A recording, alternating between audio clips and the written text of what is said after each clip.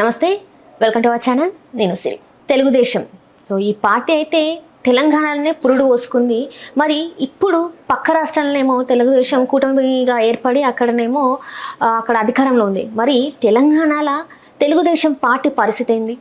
మరి ఇప్పుడు municipal elections ఉన్నాయి, అందులో పార్టిసిపేట్ చేసే అవకాశం ఉందా లేదా, అసలు టీడీపీ నాయకుల పరిస్థితి ఏంటి తెలంగాణలో అనే అంశాన్ని మనకి వివరించడానికి మనతో పాటు ఉన్నారు Telangana TDP official spokesperson doctor AS Rao garu. నమస్కారం సార్. నమస్కారం శ్రీ గారు. ఎట్లున్నారు సార్? ఫైన్ సరే, అంటే ఇందాక నేను చెప్పినట్టు టీడీపీ అనే పార్టీ అంటే తెలుగుదేశం పార్టీ పురుడు పోసుకుందే తెలంగాణలో, హైదరాబాద్లో. మరి అలాంటి టీడీపీ అంటే తెలంగాణ టీడీపీ పరిస్థితి తెలంగాణలో ఏందంటారా సార్? ముందుగా మీ ఛానల్ పరంగా అందరికీ కూడా వీక్షిస్తున్నటువంటి ప్రేక్షకులందరికీ కూడా సంక్రాంతి శుభాకాంక్షలు. ఇప్పుడు సిరి మీరు అడిగినట్టు తెలంగాణలో తెలుగుదేశం పార్టీ పరిస్థితి ఏదన్నది ఒక విధంగా చెప్తే తెలుగుదేశం పార్టీ పరిస్థితి, తెలుగుదేశం పార్టీ తెలంగాణలో పుట్టినటువంటి పార్టీ, తెలంగాణ గడ్డ పైన ఆవిర్భవించినటువంటి పార్టీ. ఆ రోజు అన్నగారు ఒక గొప్ప సంకల్పంతో తెలుగుదేశం పార్టీని స్థాపించారు. అంటే ఆ రోజులలో కేవలం ఒక అగ్రవర్ణాలకే రాజకీయ రంగ ప్రవేశం, రాజకీయాలు అనేది అగ్రవర్గాలకే సీమితమై ఉండేది. అన్నగారు వచ్చిన తర్వాత ఈ యొక్క రాజ్యాంగ స్ఫూర్తి ప్రతి ఒక్కరికి అందాలా, రాజ్యాంగ ఫలాలు ప్రతి ఒక్కరికి అందాలా, అంటే ప్రతి ఒక్కరు కూడా ఈ రాజకీయ రంగంలో ప్రవేశం చేయాలని చెప్పేసి సామాన్యుణ్ణి అంటే బడుగు బలహీన వర్గాలను, ముఖ్యంగా బీసీలని అత్యధికంగా రాజకీయ నాయకులుగా తీర్చిదిద్దింది, వాళ్ళకు ఒక భవిష్యత్తు కల్పించింది ఆ రోజు అన్నగారు ఎన్టీ రామారావు గారు. అలాంటి ఎన్టీ రామారావు గారి యొక్క పెట్టినటువంటి పార్టీ, వారి యొక్క సిద్ధాంతాలు, వారి యొక్క ఆదేశాలు, ఆశయాలు అన్నిటి కూడా అట్రాక్ట్ అయిపోయి తెలంగాణలో యువత పెద్ద ఎత్తున తెలుగుదేశం వైపు మొగ్గు చూపింది. ఆ రోజు తెలుగు వారికి దేశవ్యాప్తంగా అంటే ఉత్తర భారతదేశంకి దక్షిణ భారతదేశంకి ఒక ప్రాంతీయ వ్యత్యాసం అనేది ఈ రోజు కూడా ఉంది. కానీ అప్పుడు తెలుగువారు అంటే ఎవరు గుర్తించేది కాదు. ఐఎమ్ ఫ్రమ్ తెలంగాణ, లేకుంటే ఆంధ్రప్రదేశ్ తెలుగు అంటే మద్రాసి అనేవాళ్ళు. అంటే తెలుగువారి ఆత్మగౌరవాన్ని కాపాడడం కొరకు ఆవిర్భవించినటువంటి పార్టీ తెలుగుదేశం పార్టీ. అలాంటి పార్టీ సిద్ధాంతాలకు అట్రాక్ట్ అయ్యి అందరూ కూడా తెలుగుదేశం పార్టీ జాయిన్ అవ్వడం జరిగింది. పార్టీ పెట్టిన 8 నెలల్లోనే ఘన విజయం సాధించి అధికారంలోకి వచ్చారు అన్న ఎన్టీఆర్ గారు. అది ఒక చరిత్ర. ఇప్పటికి కూడా ఆ రికార్డు ఎవరు బ్రేక్ చేసిన దాఖలాలు లేవు, చేయబోరు కూడా. ఆ తర్వాత మెల్లమెల్లిగా ఇప్పుడు చంద్రబాబు నాయుడు గారు పార్టీ అధినాయకుడిగా అయిన తర్వాత ఇరు రాష్ట్రాల్లో అంటే ఉమ్మడి రాష్ట్రంలో ఉన్నటువంటి చేసినటువంటి అభివృద్ధి కూడా అందరు చూసిందే. ఆ తర్వాత ఉమ్మడి రాష్ట్రంగా ఉన్నప్పుడు కూడా ఆంధ్ర ప్రాంతం కంటే కూడా, రాయలసీమ ప్రాంతం కంటే కూడా తెలంగాణలో తెలుగుదేశం పార్టీ అతి బలంగా ఉండేది. అలాంటప్పుడు విభజన జరిగిన తర్వాత అనేక కారణాల వల్ల చంద్రబాబు నాయుడు గారు ఆంధ్రప్రదేశ్ యొక్క ముఖ్యమంత్రిగా అయిన తర్వాత అక్కడ ఉన్నటువంటి పరిస్థితులు, విభజించినటువంటి ఆంధ్రప్రదేశ్ యొక్క ఆర్థిక పరిస్థితులు, అక్కడ డెవలప్మెంట్ అన్నీ కూడా అక్కడ కాన్సన్ట్రేట్ చేయడం జరిగింది. ఇక్కడ ఉన్నటువంటి అధ్యక్షులు ఇచ్చిన తర్వాత ఇక్కడ ఈ పార్టీ తెలంగాణకు సంబంధించిన పార్టీకి ఎవరికి బాధ్యత అప్పయించినా వాళ్ళ కోవటుగా మారడం, వేరే పార్టీలకు అమ్ముడు పోవడం, పార్టీని తాకట్టు పెట్టి వచ్చిన వాళ్ళంతా కొద్ది క్యాడర్ని లాక్కొని వెళ్ళిపోవడం, తెలుగుదేశం పార్టీ కొద్దిగా ఖాళీ చేస్తూ పోయారు. ఇందులో రేవంత్ రెడ్డి కూడా వన్ ఆఫ్ ద పర్సన్. కానీ ఇప్పుడు రేవంత్ రెడ్డి ఇంకా మరి చంద్రబాబు నాయుడు గారు చెప్పినట్టే వింటున్నారు కదా. ఎక్కడ మోసం చేస్తున్నారు మరి? చంద్రబాబు నాయుడుని మోసం చేయలేదు కదా. చంద్రబాబు నాయుడుకి మోసం చేసిన కాదండి, యాక్చువల్లీ రేవంత్ రెడ్డి మోసగాడే. మా క్యాడర్లో నేను 100% చెప్తున్నా కదండి. మీరు ఏం చెప్పిందంటే మొన్న ఎన్నికల్లో 2023 ఎలక్షన్స్ జరిగినప్పుడు రేవంత్ రెడ్డికి పడ్డ ఓట్లన్నీ కూడా టీడీపీ వాళ్ళ ఓటు బ్యాంక్ రేవంత్ రెడ్డికి పడింది అని చెప్పేసి అన్నారు. అవునా కాదా? అంటే టీడీపీ వాళ్ళంటే మోసం చేస్తే మరి ఎందుకు ఓటేస్తారు? తెలుగుదేశం పార్టీ 2023లో పోటీ చేయలేదు. కాకపోతే పార్టీ నాయకుడు చంద్రబాబు నాయుడు గారు ఆ రోజు అక్రమ నిర్బంధంలో జైల్లో ఉండే. అప్పుడు ఏమైందంటే పార్టీకి దిశానిర్దేశం చేసేవాళ్ళు ఎవరు లేకుండే, ఎవరు ఇష్టం వచ్చినట్టు వాళ్ళు చేశారు. కాకపోతే కాంగ్రెస్ సంబంధించిన రేవంత్ రెడ్డి బ్యాచ్ కొందరు తెలుగుదేశం కార్యకర్తలకు, నాయకులకు కొంచెం అట్రాక్ట్ చేసి కొంతమంది బీఆర్ఎస్ చేశారు, కొంతమంది కాంగ్రెస్ చేశారు. ఇక ఇష్టం వచ్చినట్టు చేశారు. దానికి రకరకాల విమర్శలు కూడా దానికి పార్టీ ఎదుర్కొంది. ఆ విషయం పక్కకు పెడితే మనం మాట్లాడే విషయం ఏంటంటే తెలుగుదేశం పార్టీ తెలంగాణ విభాగానికి ఎవరు అధ్యక్షులైనా కానీ కొన్ని నియోజకవర్గాలను ఇన్ఛార్జీలను తీసుకుని మళ్ళీ వేరే పార్టీకి వెళ్ళిపోవడం ఇలా జరుగుతూనే వచ్చింది. రేవంత్ రెడ్డి, ఆ తర్వాత ఎర్రబెల్లి దయాకర్ రావు, తర్వాత మళ్ళీ మా ఎల్ రమణ, ఆ తర్వాత మళ్ళీ ఇంకా మా దగ్గర జోకర్ వచ్చే కాసాని జ్ఞానేశ్వర్ వచ్చిన తర్వాత కాసాని జ్ఞానేశ్వర్ కూడా ఏం చేశాడు, ఒక హిడెన్ అజెండా తోటి పార్టీలో ప్రవేశించాడు. అంటే తెలుగుదేశం పార్టీకి ఒక 5% ఓట్లు ఉన్నాయి అప్పటికి. 5% ఓట్లు అనేది కాంగ్రెస్కు పడితే రేపు బీఆర్ఎస్ ఓడిపోతుంది. అంటే ఈ 5% ఓట్లు కాంగ్రెస్ కానీ బీజేపీ కానీ పడకుండా ఈ ఓట్లు నిర్వీర్యం చేయాలి. నిర్వీర్యం చేయాలంటే వీళ్ళు పోటీలో దించాలి. అప్పుడు ఉన్నటువంటి కాసాని జ్ఞానేష్ ఒకటే చెప్పేది, 119 సీట్లను ఖచ్చితంగా పోటీ చేస్తాను. వచ్చిన నెక్స్ట్ డే నుంచి ఇదే నినాదం చేశాడు. అంటే గెలవమని తెలుసు, కాకపోతే ఓటు అనేది వేస్ట్ కావాలా. ఈ 5% ఓట్లు నిర్వీర్యం అయిపోతే ఈ యొక్క బీఆర్ఎస్ కానీ మన బీజేపీ కానీ కాంగ్రెస్ కానీ లాభం చేకూర్చొద్దని చెప్పేసి అది మా బీఆర్ఎస్ పార్టీ వదిలినటువంటి బాణం అది. ఆ విధంగా ఇటన్ అజెండాతో వచ్చి పార్టీలో పనిచేశాడు. పార్టీలో మేము కూడా బాగా పనిచేసాం. ఆ తర్వాత ఆయన చేసినటువంటి కార్యక్రమం మెల్లమెల్లగా మా ముందు వచ్చినాయి. నేను విభజించడం స్టార్ట్ చేసిన. ఆయనతో విభేదించి ఇది ఎందుకని ప్రశ్నించడం స్టార్ట్ చేస్తే ఆ మధ్యకి నేను శత్రువుగా మారిన. చంద్రబాబు నాయుడు గారు జైల్లో ఉన్నప్పుడు కూడా బయట మేము ధర్నాలు చేస్తుంటే అతడు వేసి హాస్పిటల్ పడుకున్నాడు, డ్రామాలు చేసాడు. ఆ డ్రామా కూడా బయట పెట్టిన. ఇదంతా ఇక నేను కొరకరానికి కొయ్యాగా మారిన ఆయనకు. ఇంకోటి ఏం చేసిందంటే ఒక జనరల్ బాడీ మీటింగ్ పెట్టేసి, అంటే పార్టీ రాజ్యాంగం ప్రకారం ఎట్లా అవుతుందంటే ఒక జనరల్ బాడీ మీటింగ్ పెట్టేసి ఈయన మా నాయకుడు అని చెప్పేసి ఎన్నుకున్న తర్వాత ఆ పార్టీ విభజించబడుతుంది. ఇప్పుడు ఎన్సీపీ కానీ శివసేన కానీ అదేవిధంగా విజయించింది. సో ఆ రోజు చంద్రబాబు నాయుడు గారు జైల్లో ఉన్నప్పుడు ఆ అవకాశం చూసి ఈ యొక్క పార్టీని హైజాక్ చేసి ఒక మెమోరాండం తయారు చేసి ఆ రోజు ఒకటి తీసుకొచ్చిండు అనమాట. ఒక తీర్మానం తీసుకొచ్చి మేము నాయకుని ఎన్నుకుంటున్నాం, ఇక పార్టీని హైజాక్ చేసి పార్టీ ఆఫీస్ కబ్జా చేసి పార్టీని చీల్చాలని చెప్పేసి ఆలోచనతో ఉండే. ఆ ఆలోచన నేను ఫెయిల్ చేసిన కదా. ఆ రోజు వందలాది కార్యకర్తలు నాయకులు అందరూ ఉండే, ఎవడు ఆపోజిట్ మాట్లాడలేదు. నేను ఒక్కనే ఆ రోజు పోయినా. ఈ ఒక్కటిగా ఇన్సిడెంట్ కాదు, పార్టీ గురించి అనేక మాటలు దాడులకు పాల్పడిన, నా మీద దాడి చేశారు. అంటే తెలంగాణ మూమెంట్లో అడ్వకేట్లు చంద్రబాబు నాయుడు గారు ఉంటారు ఇందిరా పార్క్ దగ్గర, చంద్రబాబు నాయుడు గారు అడ్రస్ చేస్తున్న స్టేజ్ పైన పక్క నుంచి అడ్వకేట్లు షూ ఇసరడము, గోడ మీద పిల్లని ప్లకార్డులు ప్లే చేయడము. ఒక అడ్వకేట్ షూ ఇసిరాడు, అంటే 50-60 అడ్వకేట్లు ఉన్నారు అక్కడ. ఒకటి షూ ఇసిరితే పక్కకు పడ్డది, ఇంకో షూ ఇసిరబోతుంటే నేను ఆపాను. మీరు ఒక విద్యావంతులు, ఒక లిటరేట్స్, ఒక అడ్వకేట్స్, మీకేమైనా చంద్రబాబు నాయుడు ఇక్కడ ఉన్నారు కదా, మీరు వినతి పత్రం ఇవ్వండి, మీరు మాట్లాడండి, ఇదేం పద్ధతి అని చెప్పేసి అంటే వాళ్ళు ఈయనకే ఇంకో షూ ఇసరడానికి పోతే నేను వెనక ముందు ఆలోచన 50 మంది అడ్వకేట్ల మీద ఒక్కరిని దూకేసి వాళ్ళ మీద దాడి చేయడం జరిగింది, వాళ్ళ నా మీద దాడి చేయడం జరిగింది. ఆ దాంట్లో నేను గాయపడిపోయినా. అప్పుడు అయిపోయింది. ఆ రోజు వెనక ముందు ఆలోచించలేదు. చంద్రబాబు నాయుడు గారు ఎవరు విమర్శించినా, ఎవరు దాడి చేసినా ఇమ్మీడియట్ వెళ్ళిపోయినా.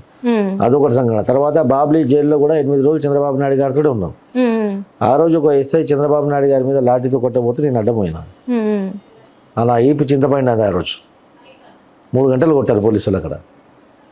ఆ తర్వాత బయ్యారం మైన్స్లో కూడా అక్కడ కూడా ఉన్నాం. మైసూరారెడ్డి ఎలక్షన్స్లో కూడా చంద్రబాబు నాయుడు ఏమంటే నా కారు మొత్తం ధ్వంసం చేశారు. ఇలా అనేక మాటలు పార్టీకి నేను త్యాగం చేసుకుంటూ, పార్టీ గురించి నేను రిస్క్ చేసుకుంటూ, నా జీవితాన్ని సైతం నా లెక్క చేయకుండా పార్టీ గురించి పనిచేస్తాం. ఈరోజు చూస్తే మళ్ళీ మొన్న పార్టీని హైజాక్ చేయకపోతే కూడా మేము కాపాడాము. ఆ తర్వాత మీరు చూసిందే గతం ఎన్నికల్లో చంద్రబాబు నాయుడు ఎన్నికల ముందు సంవత్సరం పాటు ఒక రోజుకు 5-6 ఇంటర్వ్యూస్ మీడియం పార్టీ గురించి బ్యాక్ అండ్ ఎంత పని చేసినాం అనేది ఇది అందరికీ తెలిసిన విషయమే. కాకపోతే మా దురదృష్టమా పార్టీ యొక్క సిద్ధాంతం, మా విధానం ఏందో నాకు అర్థం కాదు. కానీ ఈ రోజు మాకు మా సరైన గుర్తింపు దొరకలే. అంటే తెలంగాణ విడిపోయిన తర్వాత, అంటే కలిసున్న తర్వాత, విడిపోయిన తర్వాత ఇక్కడ తెలంగాణలో టీడీపీకి క్యాడర్ లేకుండా పోయింది. క్యాడర్ ఉంది, ఎంత క్యాడర్ దినం క్యాడర్ మెల్లిమెల్లగా వేరే పార్టీల వైపు వెళ్ళిపోతున్నారు. అది జరుగుతూ ఉంది. కానీ ఇప్పటికే చెప్తూ ఉంటారు కదా తెలంగాణలో ఇంకా మాకు ఓటు బ్యాంక్ ఉందని చెప్పేసి అంటారు. లోకేష్ గారు కూడా చాలా సార్లు చెప్పడం జరిగింది.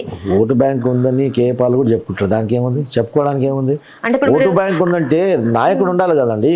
ఓటు బ్యాంక్ ఉందంటే తెలంగాణలో అన్నగారి ప్రవేశపెట్టినటువంటి పథకాలు, అన్నగారి యొక్క సిద్ధాంతాలకు నమ్మి ఇప్పటిదాకా అన్నగారి అభిమానులే ఉన్నారు ఇక్కడ. ఎన్టీ రామారావు గారి యొక్క లీగసీని కంటిన్యూ చేసి ఆ లీగసీకి అట్రాక్ట్ అయిన వాళ్ళు, పార్టీ మూల సిద్ధాంతాలను నమ్మిన వాళ్ళు ఈరోజు తెలుగుదేశం పార్టీ జెండా కప్పుకొని అట్లే ఉంటారు. మాలాంటి కరడు కట్టిన తెలుగుదేశం పార్టీలు వేరే పార్టీ ఎంత ప్రలోభాలు పెట్టినా మేము భూమనమాట, ఆ విధంగా ఉంటుంది. అలాంటి వాళ్ళు ఉంటారు. కాకపోతే ఆ ఓటు రూపంలో మారిన ఆ ఓటు ప్రయోజనం లేదు కదా. నీకు 5%, 10%, 3% ఓటు ఉన్నంత మాత్రాన అది నీకేం లాభం? ఇక్కడ అధికారాన్ని సైతం గెలుపోవటం కూడా ప్రభావితం చేయనటువంటి పరిస్థితులు ఉన్నప్పుడు మనం ఆ ఓటు ఉండేంత లేకెంత, ఆ విధమైన పరిస్థితి ఇక్కడ జరుగుతుంది. అంటే మీలాగా చాలా మంది ఇక్కడ కష్టపడ్డారు టీడీపీ కోసం, చాలా మంది కష్టపడుతున్నారు. అంటే on behalf of every Telugu Desam కార్యకర్త పరంగా తెలుగుదేశం ఉన్నటువంటి కార్యకర్త, నాలాంటి కార్యకర్త అందరి పక్షాన్ని నేను మాట్లాడుతున్న విషయం బహుశా అందరు చెప్పలేదు, నేను బయట చెప్పే సూటిగా మాట్లాడే అలవాటు తత్వం ఉన్నది కాబట్టి నేను ఓపెన్గా చెప్తున్నాను. నాలాంటి కార్యకర్తలు ఎంతో ఈరోజు బాధపడుతున్నారు. సంవత్సరాలు, దశాబ్దాల పాటు మా యొక్క యవన జీవితానంతా పార్టీకి వదిలేసి పార్టీకి నేను డబ్బులు ఖర్చు పెట్టుకొని ప్రాణాన్ని సైతం లెక్క చేయకుండా పార్టీకి పనిచేసిన వాళ్ళకి గుర్తింపు ఈరోజు కనుమరుగైన గుర్తింపు దొరకట్లేదు. కాకపోతే నిన్న మొన్న వచ్చి అసాంఘిక కార్యక్రమాలు చేసుకుంటూ అలాంటి వాళ్ళు ఒక క్యారెక్టర్లు కూడా ఈరోజు పార్టీలో కీలక పదవులు అనుభవించుకుంటూ కీలక పాత్రలు చేసుకుంటూ అలాంటి వాళ్ళు ఈరోజు పార్టీ కార్యకర్తలకు శిక్షణ శిబిరాలు నిర్వహిస్తుంటే ఇంతకంటే సిగ్గుచేటు ఏం కావాలా? అంటే ఈ విషయం మా అధినాయకునికి కూడా చేర్చాలని చెప్పేసి 6 లెటర్లు రాశాను చంద్రబాబు నాయుడు గారు ప్రత్యక్షంగా. ఎందుకంటే చంద్రబాబు నాయుడు గారు జైల్లో ఉన్నప్పుడు కూడా ఇక్కడ ఉన్నటువంటి స్థితిగతులు, ఇక్కడ జరుగుతున్నటువంటి పరిణామాలన్నీ కూడా నేను కంటిన్యూగా చంద్రబాబు నాయుడు గారు అప్డేట్ చేశాను. జైల్లో ఉన్నప్పుడు ఆయన అండర్టైల్ ప్రిజనర్ నంబర్ తీసుకొని నేను డైరెక్ట్ చంద్రబాబు నాయుడు గారికి లెటర్ రాశాను. అప్పుడు కూడా ఈ మధ్య కాలంలో గత 2 నెలల కాలం నుంచి డిసెంబర్ నుంచి ఇప్పటి వరకు 6 లెటర్లు ఆయనకు రాయడం జరిగింది. ఈ 2 నెలల కాలం 6 లెటర్లు రాశాను. మొన్న 30 తారీఖు ఆయనకు పోయి విజయవాడలో కలిసాం. ఇంకా 2 సీనియర్ నాయకులతో కలిసడం జరిగింది. కలిసిన తర్వాత మా పరిస్థితి ఏంది అసలు కాదని అడిగాము. నేను వస్తాను మాట్లాడతానని చెప్పేసి పంపేయడం జరిగింది. 6 లెటర్ రాసిన తర్వాత కూడా ఇప్పటిదాకా ఆ లెటర్ పైన మాకు స్పందన లేదు, ఏం తెలియదు. కాకపోతే ఇలా ఎంతోమంది కార్యకర్తల నాయకులు మనోవేదన చెందుతున్నారు. సార్ మీరు చెప్పండి, మీరు టీడీపీ పార్టీలో ఎప్పటి నుంచి ఉన్నారు? టీడీపీ పార్టీలో దాదాపు నేను 97 నుంచి టీడీపీ పార్టీలో ఉన్నా. 97 నుంచి టీడీపీ పార్టీలో ఉన్నా. 30 సంవత్సరాలు అయిపోయింది. 97 30 సంవత్సరాల నుంచి టీడీపీ పార్టీలో పనిచేస్తూ. మీకు ఓన్లీ అఫీషియల్ స్పోక్స్ పర్సన్ తప్ప ఇంకా మీకు ఎట్లాంటి అంటే పోటీ చేయడానికి అవకాశం వచ్చింది 2014లో ఎమ్మెల్యే లిస్టులో కార్వార్ నుంచి ఫస్ట్ లిస్టులో నా పేరు అనౌన్స్ చేయడం జరిగింది. అది అనివార్య కారణాల వల్ల మళ్ళీ బీజేపీతో అలయన్స్ కావడము, బీజేపీ మళ్ళీ అది BJP Telugu Desam party seat BJP కేటాయించడం అలా జరిగింది. పార్టీకి అనేక సార్లు మేము త్యాగం చేస్తూనే వచ్చాం ఎక్కడైనా కానీ. అయినప్పటికీ కూడా మేము ఇది లేదు, పార్టీ నాయకుని పైన మేము ఈ రోజు వరకు ఒక కంప్లైంట్ కూడా చేయలేదు, ఆయన మీద ఏ రీజన్ కూడా మేము రివర్స్ కూడా మాట్లాడలేదు. కాకపోతే జరుగుతున్నటువంటి పరిణామాలు చూసి బాధాకరం. అంటే నేను ఒక్కనే కాదు, పార్టీలో ఇప్పుడు జరుగుతున్నటువంటి పరిణామాలు చూసి చాలా మంది కార్యకర్తలు బాధపడుతున్నారు. ఎందుకంటే ఇలాంటి నాకంటే కూడా సీనియర్ కార్యకర్తలు చాలా మంది ఉన్నారు, నాయకులు చాలా మంది ఉన్నారు, వాళ్ళకి అవకాశం తగ్గట్లేదు. నిన్న మొన్నటి వరకు ఆ కాసాని జ్ఞానేశ్వర్ కొడుకు కాసాని జ్ఞానేశ్వర్కి వాళ్ళకి తొత్తుగా మారి పార్టీని నిర్వీర్యం చేసి చంద్రబాబు నాయుడు కానీ లోకేష్ కానీ ఇష్టం ఉన్నట్టు అన్పార్లమెంటరీ లాంగ్వేజ్ మాట్లాడి బూతు పురాణాలు కురిపించినటువంటి వాళ్ళు ఈరోజు టెలికాన్ఫరెన్స్ వస్తే అలాంటి వాళ్ళు మాట్లాడతారు. చంద్రబాబు నాయుడు టెలికాన్ఫరెన్స్ చేస్తే ఫస్ట్ లిస్ట్లో మాట్లాడడానికి వాళ్ళే ఉంటారు. అప్పుడు ఏమవుతుందంటే ఇలాంటి విషయాలు జరిగినప్పుడు తెలుగుదేశం పార్టీ నాయకులు, ఇన్ని రోజులు పనిచేస్తున్న నాయకులు మనోవేదన చెందడం జరుగుతుంది. ఈ యొక్క మనోవేదన చంద్రబాబు నాయుడు గారికి తెలవాలా ఖచ్చితంగా. ఇంకొక లెటర్ కూడా నేను రాయబోతున్నా. ఇప్పటికే మీరు 6 లెటర్లు రాసాను అన్నారు, 6 లెటర్లకి ఇంతవరకు జవాబు రాలే, మళ్ళీ ఇంకొక లెటర్ రాస్తే జవాబు వస్తుందని మీకు నమ్మకం ఉన్నదా? మేము అందరం కూడా చంద్రబాబు నాయుడు గారిని, ఎన్టీ రామారావు గారిని అపారంగా ఏమంటారు గౌరవించే వ్యక్తులం కాబట్టి మళ్ళీ కూడా ఇప్పుడు అక్కడ పక్క రాష్ట్రానికి సీఎం అయినా అక్కడే అసలు ఇట్లా చాలా సమస్యలు ఉన్నాయి. ఆ సమస్యల నుంచి వెళ్ళి ఇంతవరకు వాటికి పరిష్కారం దొరకక ఆయన కింద మీద అవుతుందని మనం రోజు వార్తలలో చూస్తున్నాం. అంటే రాజధాని అభివృద్ధి గురించి కావచ్చు, లేకపోతే అక్కడ ఏదైతే పరిశ్రమల గురించే కావచ్చు, నిరుద్యోగ సమస్యల గురించే కావచ్చు, ఇన్ని సమస్యలు ఉన్న ఆ రాష్ట్రాన్ని కాదని ఇప్పుడు వచ్చి మరి మీ గురించి మాట్లాడతారా? ఇక్కడ ఉన్న క్యాడర్ గురించి మాట్లాడతారంటారా? మరి మాట్లాడతారా మాట్లాడలేదని చెప్పేసి మా యొక్క బాధ్యత, మా యొక్క కర్తవ్యం మా అధినాయకుడికి వినమించుకోవడం. మా పరంగా మా పార్టీ లైన్లో మేము ఆయనకు వినవించుకుంటాం. మా పరంగా వ్యక్తిగతంగా మా కార్యకర్తల పట్ల వాళ్ళ పక్షాన నేను మాట్లాడుతున్నా. నాకు గలమై నేను అధినాయకునికి ఒక లెటర్ మళ్ళీ ఒకసారి రాస్తున్నా కూడా రేపు పోస్ట్ చేస్తాను. ఇదంతా ఒక్క ఎత్తుంటే ఒక రాజకీయ పార్టీలో ఉన్నాం. ఒక రాజకీయ పార్టీలో ఉండి రాజకీయ నాయకుడు ఉన్నప్పుడు ప్రజా సమస్యలపైన ప్రజా వ్యతిరేక కార్యక్రమాలు జరిగినప్పుడు ప్రజల్లోకి వెళ్ళి స్పందించి ప్రజల్ని చైతన్యవంతం చేయాలా, ప్రభుత్వం చేసే తప్పుడు నిర్ణయాల పక్షాన మనం పోరాడాలా. ఇది రాజకీయ పార్టీ రాజకీయ నాయకుడు చేసిన ప్రథమ కర్తవ్యం. ఆ చేసే ప్లాట్ఫామ్, అది అవకాశము, మనం మీడియాకి అడ్రస్ చేసే అవకాశం మనకు దొరకనప్పుడు ఆ రాజకీయ పార్టీ యొక్క మనుగడ ప్రశ్నార్థకంగా మారుతుంది. అదే ఇక్కడ జరుగుతుంది. ఇప్పుడు ఇక్కడ తెలంగాణ టీడీపీ ప్రశ్నార్థకంగా మారిపోయింది. మరి ప్రశ్నార్థకంగా అనేది పరిస్థితులు ఆ విధంగా ఉన్నటువంటి నాయకుల ద్వారా ఆ విధంగా వస్తుంది. అంటే చంద్రబాబు నాయుడు గారు బహుశా ఉద్దేశపూర్వకంగా ఇది చేయకపోయినా చంద్రబాబు నాయుడు గారు అక్కడ ఉన్నటువంటి సమస్యలతో కొట్టుమిట్టాడుతూ అక్కడ సమస్యలు తీర్చడం పైన అనిత్యం అక్కడ ఫోకస్ చేయడం వల్ల ఇక్కడ ఉన్న నాయకత్వం లోపం. అంటే బహుశా ఏం జరిగిందంటే 4-5 అధ్యక్షులు ఇక్కడ పెట్టినా కానీ ఎవడొచ్చినా వాడు అమ్ముడు పోతున్నాడు, ఎవడొచ్చినా పార్టీని కుదరబెట్టేసి వెళ్ళిపోతుండే. కాబట్టి ఇక నేను అక్కడ కాన్సన్ట్రేట్ చేస్తున్నా, ఇక్కడ కాన్సన్ట్రేట్ చేస్తే మళ్ళీ నా కాన్సన్ట్రేషన్ మిస్ అవుతుంది, అక్కడ కూడా ప్రాబ్లం అవుతుందని చెప్పేసి బహుశా ఇది గాలికి వదిలేసిండ్రు. అదనుకోవచ్చు. ఇంకోటి ఇక్కడ ఉన్నటువంటి కరడు కట్టిన తెలుగుదేశం కార్యకర్తలు ఉన్నారు, వాళ్ళు ఎట్టుబోట్లే నన్ను అర్థం చేసుకుంటారనే విషయం ఆ విధంగా భావించినటువంటి అది కూడా కావచ్చు. ఇక్కడ మరి తెలంగాణ టీడీపీ అధ్యక్షులు ఎవరు అసలు? ఇక్కడ అధ్యక్షులు అంటే ఎవరు లేరు ఇక్కడ. ఇవ్వలేరా? ఈ అధ్యక్షులు అంటే ఎవరు లేరు ఇక్కడ. అంటే కమిటీ కూడా లేదు, కార్యవర్గం కూడా లేదు ఇప్పుడు ఇక్కడ. తెలుగుదేశం పార్టీ నాటినటువంటి విత్తనాలుగా అందరూ కొనసాగుతున్నారు తప్ప ఇంకేం లేదు ఇక్కడ. వైఫల్యం కింద చూడొచ్చా మరి? అంటే వైఫల్యం కింద చూడొచ్చు అంటే ఒక పార్టీలో ఉంటూ నేను పార్టీని వైఫల్యం చెందుతుందని పార్టీని వైఫల్యం చెప్పలేదు. మరి ఇక్కడ మీరు చెప్తున్న దాన్ని బట్టి చూస్తేనే మరి మీకే ఎట్లాంటిది లేనప్పుడు మరి ఇక్కడ ఉన్న ఇంకా అంటే మీకన్నా కొంచెం కింది స్థాయిలో ఉన్న వాళ్ళు పనిచేసే వాళ్ళ పరిస్థితి ఏందనేది ఒకటి మాకు కూడా క్వశ్చన్ మార్క్ వస్తుంది కదా. మరి వాళ్ళ పరిస్థితి ఏంటి? వాళ్ళు ఇప్పుడు మీలాంటి వాళ్ళంటే కొంచెం మీకు కొంచెం ధైర్యం ఎక్కువ కాబట్టి ఇక్కడ ఏం రాకపోయినా కూడా మీరు ఉంటున్నారు. కానీ మిగతా వాళ్ళందరూ అట్లా ఉన్నారు కదా. ఇంకా వేరే వాళ్ళు ఏదైనా ఆశ పెడితే పక్క పార్టీలకు వెళ్ళే అవకాశం ఎక్కువ ఉన్నది కదా.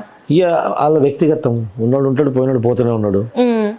ఇప్పుడు కరడు కట్టిన తెలుగుదేశం వాదిగా నేను పార్టీని వదిలిపోలేక, పార్టీని విమర్శించలేక, మా అధినాయకుని విమర్శించలేక ఇక పార్టీలో కొనసాగాల. కొనసాగుతూ ఇక మనం చేసే ఒక రాజకీయ నాయకుడిగా ప్రజా సమస్యలు స్పందించడం వల్ల కార్యక్రమం కాబట్టి ఆల్టర్నేటివ్ ప్లాట్ఫామ్ కూడా మనం క్రియేట్ చేసుకునే అవసరం కూడా ఈరోజు ఉంది. మీకు ఎట్లా అంటే మీరు అంటే మీ వ్యక్తిగతంగా చెప్పండి, మీరేమనుకుంటున్నారు ఇప్పుడు తెలంగాణలో టీడీపీ పరిస్థితి ఏంటి? మీ వ్యక్తిగతంగా తెలంగాణ టీడీపీ పరిస్థితి ఏంటంటే వెయిట్ అండ్ సీ అంతే. Wait and see.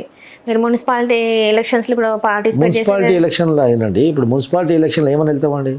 అంటే జనసేన పార్టిసిపేట్ చేస్తాను. జనసేన పార్టీకి అధ్యక్షుడు ఉన్నాడు, మా పార్టీకి అధ్యక్షుడు ఉన్నాడా? జనసేన పార్టీ పోయి మా పవన్ కళ్యాణ్ తూరం అని చెప్పేసి వాళ్ళు వెళ్తారు. ఓటు పడింది ఆ తర్వాత సంగతి. అది మేమేమని వెళ్ళాలి? అరే మీ పార్టీకి అధ్యక్షుడే లేడరా భయ్, మీరు ఎక్కడ వస్తున్నారు, మీకేం ఓటు వేయాలి, మా ఓటు ఖరాబ్ అవుతుందని చెప్పేసి ఆ భావన ప్రతి ఒక్క చిన్న ఓటర్ కూడా ఏ ఒక్క ఓటర్కైనా వస్తుంది ఆ భావన. అలాంటప్పుడు ప్రజల్లో వెళ్ళే పరిస్థితి ఈరోజు లేదు. ఇప్పటివరకు అయితే పార్టీకి అధ్యక్షుడు నియమించిన తర్వాతనే పూర్తి కార్యవర్గం ఇక్కడ అపాయింట్ అవుతుందనే ప్రజల్లోకి వెళ్తే ఓటు అనేది మనం అడిగే అధికారం ఉంటుంది, అడగడానికి ముఖం ఉంటుంది. ఇప్పుడు ఏది లేదన్నప్పుడు మనం ఏమని పోయి అడుగుతామండి? ఎలక్షన్ కాంటెస్ట్ చేయడం అనేది ఇప్పుడు జరగని విషయం అది. సో అందుకే మీరు ఒక కొత్త ఆర్గనైజేషన్తోనే ముందుకు వస్తున్నారా మరి? అంటే ఈ మధ్య ఆర్గనైజేషన్ అంటే ఇందాక నేను చెప్పాను కదా, ఒక రాజకీయ నాయకుడికి ఒక పార్టీ మీద ఉన్నటువంటి అభిమానం, ఒక పార్టీలో జరుగుతున్నటువంటి పరిస్థితులు, ఇప్పుడు పేషెన్స్ లేని వాళ్ళు ఏం చేస్తారు, పార్టీ వదిలిపెట్టి ఇంకో పార్టీకి వెళ్ళిపోవడము, ఇంకోటి చేయడం జరుగుతుంది. ఈ పార్టీలో అధినాయకుడు ఇక్కడ కాన్సన్ట్రేట్ చేసే అవకాశం ఈ మధ్యలో లేదు. అట్లాంటప్పుడు పార్టీలో ప్రజా సమస్యలపై స్పందించడానికి ప్లాట్ఫామ్ కావాలి. ఆ ప్లాట్ఫామ్ ఇక్కడ ఉన్నటువంటి వ్యక్తుల ద్వారా, ఇక్కడ ఉన్నటువంటి వ్యవస్థ, ఇక్కడ ఉన్నటువంటి పరిస్థితుల ద్వారా జరగడం లేదు. ప్రజా సమస్యలపై మేము స్పందించాలంటే అవకాశం లేకుండా పోయింది. మా పార్టీలో దుబాడ మాధవి ఇందాక ఈ మధ్య వింటున్నాం కదా, అలా మాధవి లాంటి వ్యక్తులు మా పార్టీలో కూడా ఉన్నారు. ప్రతి మీడియాలో అలాంటి వ్యక్తులే కనబడతారు. ప్రజా సమస్యలపై స్పందించాలంటే కూడా కొంచెం ఇబ్బందికరంగా ఉంటుంది. పార్టీ పరంగా మా తప్ప ఇంకెవరు లేనటువంటి ప్రొజెక్షన్ అక్కడ జరుగుతుంది. అలాంటప్పుడు ఏం చేయాలా? ఒక రాజకీయ నాయకుడిగా ఆల్టర్నేట్ ప్లాట్ఫామ్ క్రియేట్ చేయాలి, ఖచ్చితంగా ప్రజా సమస్యలపై గలమెత్తాలి. అందుకే ఈరోజు ఎన్టీ రామారావు గారి వర్ధంతి తర్వాత ఖచ్చితంగా ఎన్టీఆర్ గర్జన అనే ఒక వ్యవస్థను స్థాపించడం జరుగుతుంది. ఎన్టీఆర్ గర్జన అంటే నవ తెలుగు రాష్ట్ర గర్జన అన్నమాట. ఇది ఈ యొక్క ఆర్గనైజేషన్ ద్వారా అనునిత్యం ప్రజలు ఎదుర్కొన్నటువంటి సమస్యలు, ఈ యొక్క కాంగ్రెస్ ప్రభుత్వం చేస్తున్నటువంటి ప్రజా వ్యతిరేక కార్యక్రమాలన్నీ కూడా మేము ప్రశ్నించడం జరుగుతుంది. అవసరమైతే లీగల్ ఫైట్ చేయడం జరుగుతుంది. ఒక వ్యవస్థను ఆల్టర్నేటివ్ ఒక వ్యవస్థను ఖచ్చితంగా డెవలప్ చేసే అవకాశం ఖచ్చితంగా ఉంది. అంటే టీడీపీ నుంచి టీడీపీలో అవ్వనివి ఇక్కడ నుంచి ముందుకు చేపించాలన్నా? క్యాడర్ లేదని కాదు, క్యాడర్ ఉంది. క్యాడర్ని దిశానిర్దేశం చేసేవాళ్ళు లేరు ఇక్కడ, అధ్యక్షులు లేరు. క్యాడర్ని దిశానిర్దేశం చేసేవాళ్ళు ఎవరికి వారు సొంత స్వార్థం కొరకు, సొంత స్వలాభం కొరకు పార్టీలో కొనుక్కుతున్నారు తప్ప పార్టీలో మేము బాధ్యులము అని చెప్పేసి వాళ్ళు పార్టీని ఎట్లా మనం కూడా తీసుకెళ్లాలన్న ధ్యాస అక్కడ కనబడట్లేదు. అందుకని చెప్పేసి పార్టీని విభేదించకుండా పార్టీ ప్రజా సమస్యలపై మాట్లాడేటికి ప్లాట్ఫామ్ కల్పించినప్పుడు ఆల్టర్నేట్ ప్లాట్ఫామ్ క్రియేట్ చేసి ప్రజా సమస్యలపై స్పందిస్తాం. మేము we are not against Telugu Desam party. Telugu Desam party మేము వ్యతిరేకం కాదు కదా, తెలుగుదేశం పార్టీ వ్యతిరేకించబోం కూడా. కాకపోతే ప్రజా సమస్యలపై ప్రజానాయకుడు, ఒక రాజకీయ నాయకుడు అనేవాడు ప్రజా సమస్యలపై స్పందించకపోతే ప్రజల్లో కనుమరుగైపోతారు. రేపు మా యొక్క రాజకీయ భవిష్యత్తు కూడా ప్రశ్నార్థకంగా మారుతుంది. అలాంటివి జరగొద్దని చెప్పేసి ఒక ఆల్టర్నేట్ ప్లాట్ఫామ్ ఎన్టీఆర్ గర్జన అంటే నవ తెలుగు రాష్ట్ర గర్జన అని చెప్పేసి ఒక ఆర్గనైజేషన్ ఆల్రెడీ స్టార్ట్ అయిపోయింది కూడా, ప్రోగ్రామ్ అంతా వరకు కూడా. ఎన్టీ రామారావు బహుశా ఎన్టీ రామారావు వర్ధంతి తొందరలో ఉంది కాబట్టి వర్ధంతి రోజు భవిష్యత్తు వర్ధంతి తర్వాత ఈ యొక్క ఆర్గనైజేషన్ స్టార్ట్ చేసి ఖచ్చితంగా ప్రజా సమస్యలపై ప్రజల్లోకి వెళ్తాం, ప్రజా పోరాటాన్ని స్టార్ట్ చేస్తాం. ఆ తర్వాత మా యొక్క అధినాయకుడు చంద్రబాబు నాయుడు గారు ఎప్పుడు స్పందిస్తారో, ఎప్పుడు మాకు సరైన అవకాశం కల్పిస్తారో అప్పుడు we will merge into this. అంటే నమ్ముతున్నారా తెలంగాణలో మరి మళ్ళీ వచ్చి తెలంగాణలో మాట్లాడతారు చంద్రబాబు నాయుడు గారు, మీ సమస్యలు తీరుస్తారు, ప్రజల నమ్మకాన్ని మళ్ళీ ఒకసారి చిరగొంటారని చెప్పేసి మీరు నమ్ముతున్నారా? ఎవరి మధ్యలో ఏముంది, చంద్రబాబు నాయుడు గారి మధ్యలో ఏముంది అనేది మేము కనుక్కోలేం కదా. ఒక భావించవచ్చు, వీ కెన్ ప్రిడిక్ట్. మా యొక్క బాధ్యత ఆయనకు చెప్పడం వరకే. ఆయన చేస్తారా చేయరా అనేది అది ఆయనకు ఇష్టం ఉంటుంది తప్ప మాకేం ఉండదు. మాకు ఆయనకు ఇన్ఫర్మేషన్ చేయడం, ఆయనకు ఇన్ఫార్మ్ చేయడం, మా పరంగా ఆయనకు లేఖలు రాయడం, అంతవరకు మా బాధ్యత. ఇక ఆయన పార్టీని డెవలప్ చేస్తారా, మాకు అవకాశం కల్పిస్తారా లేదా అనేది అవకాశం కల్పించే రోజు వస్తే అది మంచి రోజు. కాకపోతే ఆల్టర్నేట్గా మా ప్లాట్ఫామ్ మాకు నడుస్తుంటుంది. నిత్యం ప్రజల్లో మేము ప్రజల్లో ఉండాలనుకున్న కోరుకునే వ్యక్తులం కాబట్టి ప్రజలు ఖచ్చితంగా ఉంటాం. ఎన్టీఆర్ గర్జనతోనే మీరు ఒక ఆర్గనైజేషన్ ఏర్పాటు చేసి దాంట్లో అంటే ఇక్కడ ప్రజల సమస్యలు ఎలాంటి సమస్యలైనా కూడా మీరు క్లియర్ చేయడానికి ముందుకు వస్తారంటారు? ఖచ్చితంగా ప్రజల పక్షాన మేము పోరాటం చేస్తాం. ప్రజా పోరాటానికి ఇది ఒక నాంది పలుకుతుంది ఖచ్చితంగా. అది ఏ సమస్యలైనా కూడా మీరు ముందుంటారంటారు? ఎందుకంటే ఎన్టీ రామారావు యొక్క స్ఫూర్తితో మేము రాజకీయాల్లోకి వచ్చాం. ఎన్టీ రామారావు గారి యొక్క ఉపన్యాసాలు విని మేము ఉత్తేజులవుతాం. చంద్రబాబు నాయుడు గారి యొక్క ఉపన్యాసాలు కూడా వినేసి మేము ఒక పాజిటివ్ వైబ్రేషన్ మళ్ళీ క్రియేట్ అవుతుంది. అంత మీకు పాజిటివ్స్ మాకుండి ఈ యొక్క నిర్వీర్యం అయిపోయి కూర్చోవడం అంటే వేస్టింగ్ ఆఫ్ టైం. అందుకని చెప్పేసి ఈ యొక్క ఎన్టీఆర్ గర్జన అనే వ్యవస్థను స్టార్ట్ చేసి ఖచ్చితంగా ఎన్టీ రామారావు గారి యొక్క లీగసీని మేము ముందుకు తీసుకుపోయే ప్రయత్నం చేస్తాం. అంటే ప్రయత్నం చేయడం తప్పలేదు కదా. Right sir. And all the best for your organisation sir. ఈ ఎన్టీఆర్ గర్జన ముందుకెళ్ళాలి, చాలామంది ప్రజల సమస్యలు మీ ద్వారా అది తీర్చాలి. అండ్ ఏదైతే మీరు అనుకుంటున్నారో అది ఖచ్చితంగా 100% జరగాలని చెప్పి మనస్ఫూర్తిగా కోరుకుంటున్నాను. Thank you sir. జోహార్ ఎన్టీఆర్. హలో, తెలుగు రాజ్యం ఛానల్ చూస్తున్నారా? సామాజిక రాజకీయ జీవన చిత్రణే తెలుగు రాజ్యం. అతిశయోక్తులు అసత్యాలు ఉండవు. రాజకీయ కోణం కాదు, ప్రజా కోణమే కొలబద్ద. తెలుగు రాజ్యం వీక్షణ మీ ఉత్తమ అభిరుచికి నిదర్శనం.